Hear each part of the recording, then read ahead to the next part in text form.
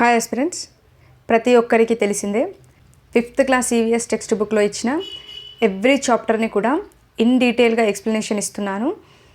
So అందులో నేను 11 chapters అనేవి మన ఛానల్లో అప్లోడ్ చేశాను. ఈరోజు 12th చాప్టర్ వచ్చేసి వనపర్తి కోట. సో ఈ చాప్టర్లో ఇచ్చిన ప్రతి లైన్ టు లైన్ ఇక్కడ ఎక్స్ప్లెనేషన్ ఇవ్వడం జరుగుతుంది. సో మీరు ఇదివరకు టెక్స్ట్ బుక్ చదివి ఉంటే ఒక్కసారి ఈ వీడియో చూస్తే మొత్తంగా రీకాల్ అయిపోతుంది.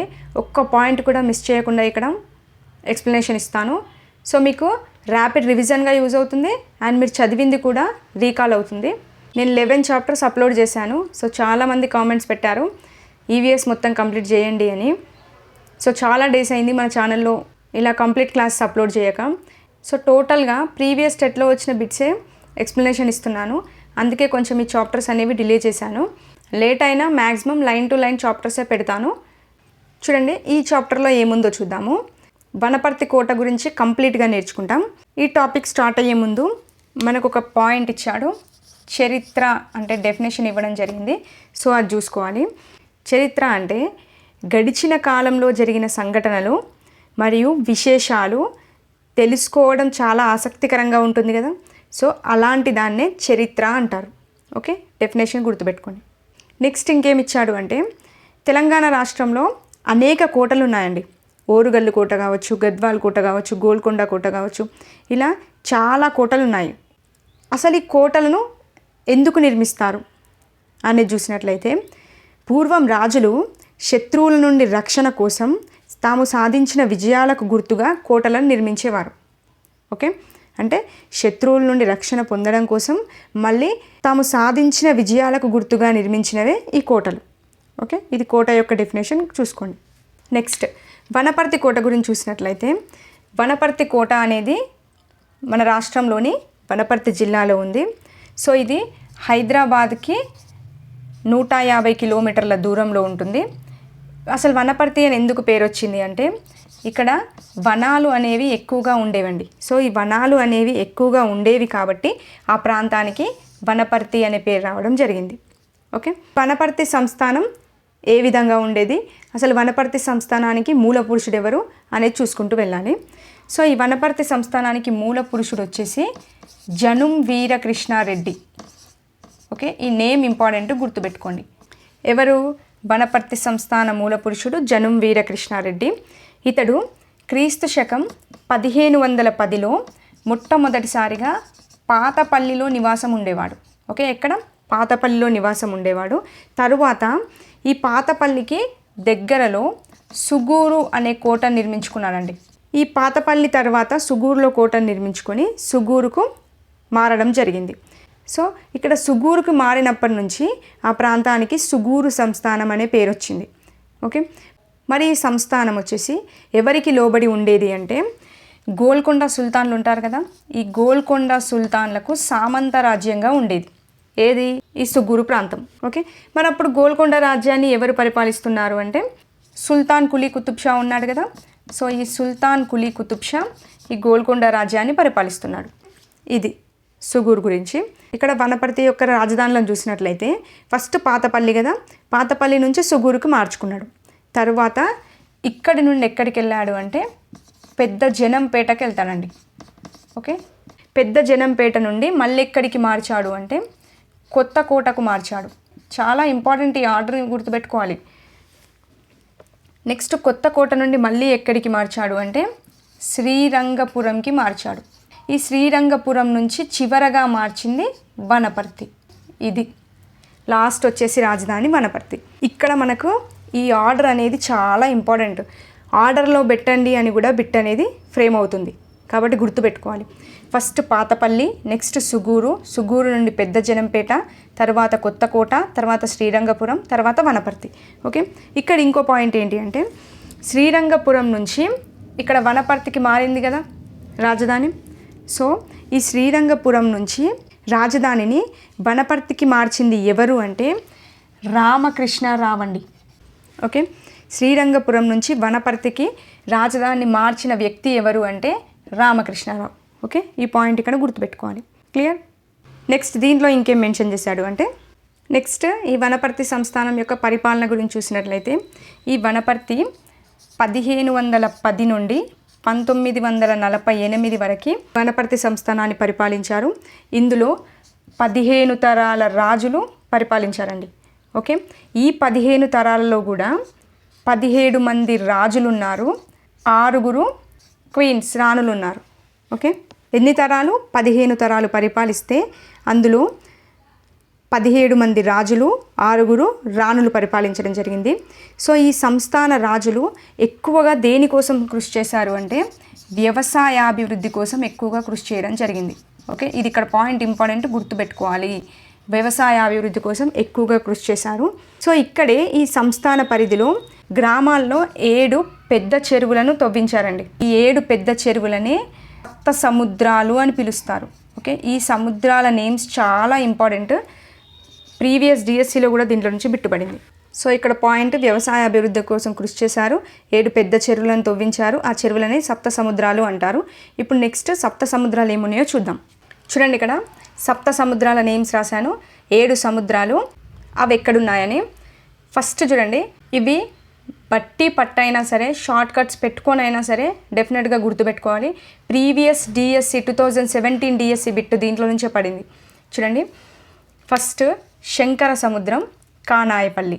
సో ఇక్కడ షార్ట్కట్గా ఏం గుర్తుపెట్టుకుంటారంటే మీరు శంకరుడా అని అడిగితే కాదు అని చెప్తాడు. ఓకే, అలా గుర్తుపెట్టుకోండి. మీరు శంకరుడా అని అడిగితే కాదు అని చెప్తాడు. సో శంకర సముద్రం, కానాయపల్లి అలా గుర్తుపెట్టుకోండి. నెక్స్ట్ రంగ సముద్రం, ఇందులోనే ఉంది కదా రంగ సముద్రం, శ్రీరంగపురం. చూడండి, రంగ ఇలా గుర్తుపెట్టుకోండి. రంగ సముద్రం, శ్రీరంగపురం. వీర సముద్రం, తాటిపాముల. చూడండి, పాములు పట్టేవారు వీరులు, అలా గుర్తుపెట్టుకోండి షార్ట్కట్లో. ఇక్కడ నుంచి మనకు గుర్తుండాలంతే. మనం ఏ విధంగా గుర్తుపెట్టుకున్నాం అనేది ఇంపార్టెంట్ కాదు, ఎలా అయినా గుర్తుపెట్టుకోండి, ఎక్కడికైనా గుర్తుండాలి. సో నేను అలా గుర్తుపెట్టుకున్నాను కాబట్టి మీకు చెప్తున్నాను. ఓకే, పాములు పట్టేవారు వీరులు కాబట్టి వీర సముద్రం, తాటిపాముల. ఓకే, మహభూపాల్ సముద్రం, పెబ్బేరు. చూడండి, భ ఇలా గుర్తుపెట్టుకోండి. మహభూపాల్, పెబ్బేరు ఇలా గుర్తుపెట్టుకోండి. నెక్స్ట్ కృష్ణ సముద్రం, సంకిరెడ్డిపల్లి. కృష్ణుడు రెడ్డిపల్లిలో ఉంటాడు. ఓకే, అలా గుర్తుపెట్టుకోండి. కృష్ణ సముద్రం, సంకిరెడ్డిపల్లి. నెక్స్ట్ గోపాల సముద్రం, వేల్టూరు. ఇది అట్లే గుర్తుపెట్టుకోండి. నెక్స్ట్ రామ సముద్రం, రాయిన్పేట్, రా. ఓకే, ఫస్ట్ 2 లెటర్స్ సేమ్ ఉంటాయి, అలా గుర్తుపెట్టుకుంటే సరిపోద్ది. ఓకే, సో ఎలా అయినా గుర్తుపెట్టుకోండి, డెఫినెట్గా గుర్తుపెట్టుకోండి.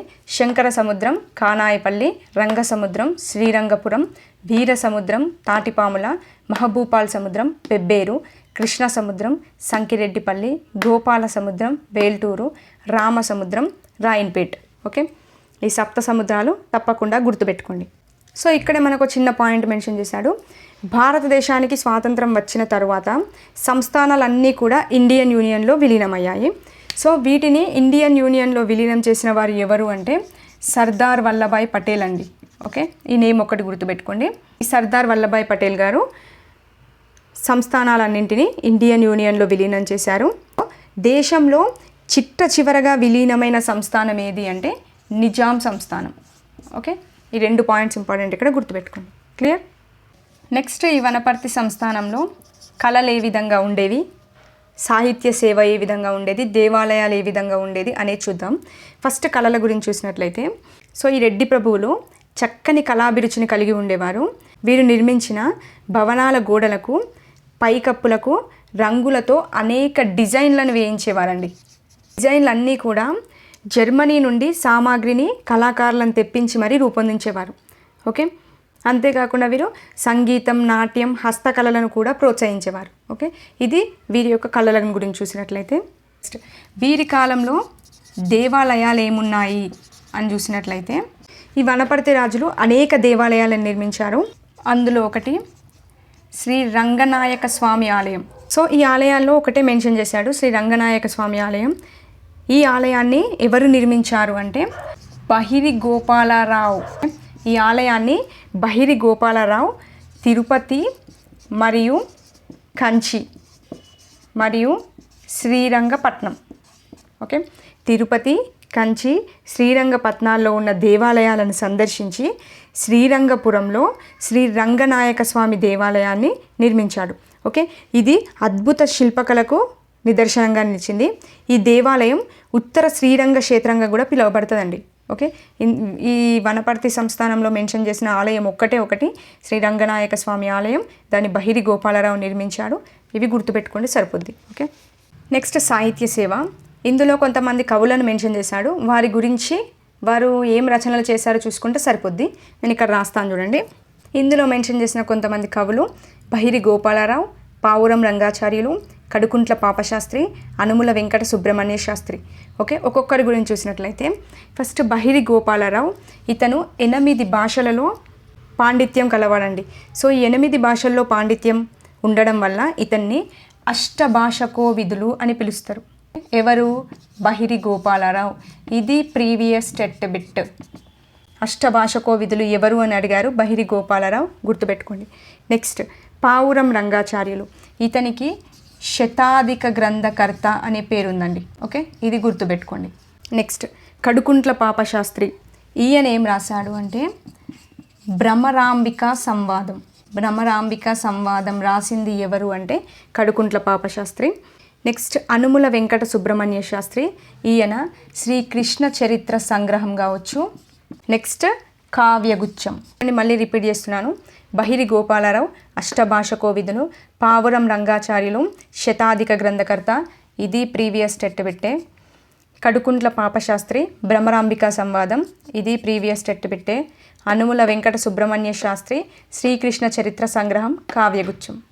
ఓకే, వనపర్తి సంస్థానంలో సాహిత్య సేవ ఈ విధంగా ఉంది. ఈ 4 నేమ్స్ వారు ఏమేమి రాశారు అనేది కంపల్సరీగా గుర్తుపెట్టుకోండి. డెఫినెట్గా ఇందులో నుంచి బిట్ అనేది ఫ్రేమ్ అవుతుంది. ఓకే, ఇక వీరి దాంట్లో పరిపాలన చూసినట్లయితే సంస్థానంలో భూములన్నింటినీ కొలిచి వాటికి తగ్గట్టుగా పనులను నిర్ణయించేవారు. అయితే వీరి సంస్థానాన్ని 3 భాగాలుగా విభజించారండి. సో ఒక భాగం వచ్చేసి సుగూరు ప్రాంతం, రెండో భాగం వచ్చేసి వనపర్తి ప్రాంతం, మూడో భాగం వచ్చేసి కేశంపేట ప్రాంతం. ఓకే, ఈ విధంగా 3 భాగాలుగా విభజించారు. సో ఈ ప్రభువులకు శక్తివంతమైన సైన్యం ఉండేది. అది నిజాం రాజ్యం దక్షిణ సరిహద్దులను ఈ సైన్యం సురక్షితంగా కాపాడుతూ ఉండేది. ఓకే, పరిపాలనలో ఇంతే మెన్షన్ చేశాడు. ఇందులో ఇంకా మనం మిస్ అయిన పాయింట్ ఏంటి అంటే ఇక్కడ మీకు తెలుసా అని చెప్పేసి 2 బాక్సెస్ ఇచ్చాడు. అందులో ఒక బాక్స్ గురించి చూద్దాము. ఫస్ట్ బాక్స్లో సుగూరు సిక్కాల గురించి మెన్షన్ చేశాడు. సో ఈ సుగూరు సిక్కాలను ముద్రించింది ఎవరు అంటే రామకృష్ణారావు అండి. ఈ సుగూరు సిక్కాలను ముద్రించింది రామకృష్ణారావు. ఇక్కడ ఈ సుగూరు సిక్కాలను ముద్రించడానికి అనుమతించిన నిజాం రాజు ఎవరు అంటే సికిందర్ షా. ఓకే, ఈ 2 నేమ్స్ ఇంపార్టెంట్, గుర్తుపెట్టుకోండి. ముద్రించడానికి అనుమతిచ్చింది సికిందర్ షా, ముద్రించింది రామకృష్ణారావు. ఓకే, నెక్స్ట్ ఇక్కడే సైఫాన్ సిస్టమ్ గురించి మెన్షన్ చేశాడు. వనపర్తి సంస్థానాధీశులలో ఒకరైన రాజా రామేశ్వరరావు ఉన్నాడండి. సో ఈ రాజా రామేశ్వరరావు ఏం చేశాడు అంటే తన తల్లి అయిన సరళాదేవి, వీళ్ళ తల్లి పేరు సరళాదేవి, ఆ సరళాదేవి పేరు మీదుగా సరళా సాగర్ని నిర్మించారు. ఓకే, అంటే ఇప్పుడు ఇక్కడ సరళా సాగర్ని నిర్మించింది ఎవరు అంటే రాజా రామేశ్వరరావు. ఎవరి పేరు మీద? వాళ్ళ తల్లి పేరు మీద, సరళాదేవి అనే వాళ్ళ తల్లి పేరు మీద నిర్మించాడు. సో దీని ప్రత్యేకత ఏంటి అంటే చెరువు నిండిన తర్వాత వాటి గేట్లు ఉంటాయి కదా, ఆ గేట్లు అనేవి వాటంతట అవే తెరుచుకుంటాయి. ఓకే, దీన్నే సైఫాన్ సిస్టమ్ అని పిలుస్తారు. ఓకే, ఇది ఆసియా ఖండంలోనే మొట్టమొదటిగా పేరు పొందింది. సో గుర్తుపెట్టుకోవాలి. ఇక్కడ ఈ 2 పాయింట్స్ గుర్తుపెట్టుకోండి సరిపోద్ది. ఈ చాప్టర్లో ఇదే లాస్ట్. ఇందులో కోట, జిల్లా, అది నిర్మించింది ఎవరు, ఇవన్నీ పాయింట్స్ గుర్తుపెట్టుకోవాలి. ఇందులో నుండి ప్రీవియస్ టెట్లో కూడా బిట్స్ ఫ్రేమ్ అయ్యాయి. డిఎస్సిలో డెఫినెట్గా బిట్ వచ్చే స్కోప్ ఉండే టాపిక్ ఇది. ఓకే, చూడండి. ఫస్ట్ ఓరుగల్లు కోట. ఇది ఏ జిల్లాలో ఉంది అంటే వరంగల్. నిర్మించింది కాకతీయ రాజులు. ఓకే, నెక్స్ట్ గద్వాల్ కోట. ఇది జోగులాంబలో ఉంది. దీన్ని నిర్మించింది సోమనాద్రి. నెక్స్ట్ గోల్కొండ. ఇది హైదరాబాద్లో ఉంది. దీన్ని నిర్మించింది కూలీ కుతుబ్ షా. ఓకే, ఇదైతే అందరికీ తెలిసిందే. నెక్స్ట్ రాచకొండ, నల్గొండ, రేచర్ల సింగమ నాయకుడు. ఓకే, గుర్తుపెట్టుకోండి, రేచర్ల సింగమ నాయకుడు. నెక్స్ట్ దోమకొండ, కేఎంఆర్ కామారెడ్డి, కామినేని వంశస్థులు. భువనగిరి, యాదాద్రి, త్రిభువన మల్ల విక్రమాదిత్యుడు. ఓకే, త్రిభువన మల్ల విక్రమాదిత్యుడు. నెక్స్ట్ దేవరకొండ, నల్గొండ, రేచర్ల పద్మనాయకులు. ఓకే, ఇక్కడ కన్ఫ్యూజ్ అయ్యే పాయింట్ ఏంటి అంటే రేచర్ల సింగమనాయకుడు, రేచర్ల పద్మనాయకుడు. గుర్తుపెట్టుకోండి, రేచర్ల సింగమనాయకుడు రాచకొండ, రేచర్ల పద్మనాయకుడు దేవరకొండ. ఓకే, ఈ 2 పాయింట్స్ గుర్తుపెట్టుకోండి, కొద్దిగా కన్ఫ్యూజ్ చేస్తాయి. నెక్స్ట్ ఖమ్మం కాకతీయ రాజులు. నెక్స్ట్ మెదక్ కోట, మెదక్ జిల్లాలో ఉంది, ప్రతాపరుద్రుడు నిర్మించాడు. నెక్స్ట్ ఫలక్నామా హైదరాబాద్లో ఉంది, సర్ వికర్ ఉల్ ఉమ్రా నిర్మించడం జరిగింది. ఇది ప్రీవియస్ టెట్ బిట్, ఇదే అడిగాడు, ఫలక్నామాని నిర్మించింది ఎవరు అని అడిగాడు, సర్ వికర్ ఉల్ ఉమ్రా. ఓకే, మళ్ళీ చెప్తున్నాను, తప్పకుండా దీంట్లో నుంచి బిట్ ఫ్రేమ్ అవుతుంది, బట్టి అయినా సరే పట్టుకొని మరీ ఇది గుర్తుపెట్టుకోండి. ఓకే, ఇదండి ఈ చాప్టరు. ఈ చాప్టర్లో ఉన్న ప్రతి పాయింట్ కూడా ఇక్కడ రావడం జరిగింది. మీరు ఒక్కసారి క్లాస్ చూసారంటే మళ్ళీ టెక్స్ట్ బుక్ కూడా తీయాల్సిన అవసరం లేదు. ఎంత ఉంటుందండి, మహా అంటే 10 minutes 15 minutes ఉంటుంది. సో మొత్తం టాపిక్ అనేది ఇక్కడే కవర్ అయిపోతుంది, చాలా బాగా రీకాల్ కూడా అవుతుంది. ఓకే, అండ్ ఇంకెవరైనా ఛానల్ని ఫాలో అవ్వకపోతే డెఫినెట్గా ఫాలో అవ్వండి. యూస్ఫుల్ కంటెంట్ మాత్రమే ఇస్తున్నాను, తప్పకుండా యూస్ చేసుకోండి. వీడియోకి మాత్రం తప్పకుండా ప్రతి ఒక్కరు లైక్ చేయండి అండ్ హై పాయింట్స్ కూడా ఇవ్వండి. నెక్స్ట్ వీడియోలో మళ్ళీ కలుద్దాం. థ్యాంక్ యూ అండి, థ్యాంక్ యూ ఫర్ వాచింగ్.